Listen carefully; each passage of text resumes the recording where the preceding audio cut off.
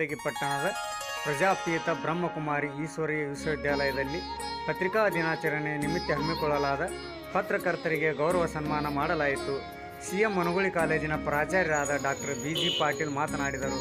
ಈ ಸಂದರ್ಭದಲ್ಲಿ ಪತ್ರಕರ್ತರಾದ TK ಮಲಗೊಂಡ್, ನಾಗೇಶ್ ತಳವಾರ್, ಬೆನಕರಾಜ್ ಜೋಗೂರ್, ರಮೇಶ್ ಪೂಜಾರಿ, ಆನಂದ್ ಶಾಬಾದಿ ಮಾತನಾಡಿದರು. ಬ್ರಹ್ಮಕುಮಾರಿ ಈಶ್ವರೀಯ ವಿಶ್ವವಿದ್ಯಾಲಯದ ಸಂಚಾಲಕಿ ಪವಿತ್ರ ಅವರು ಆಶೀರ್ವಚನ ನೀಡಿದರು.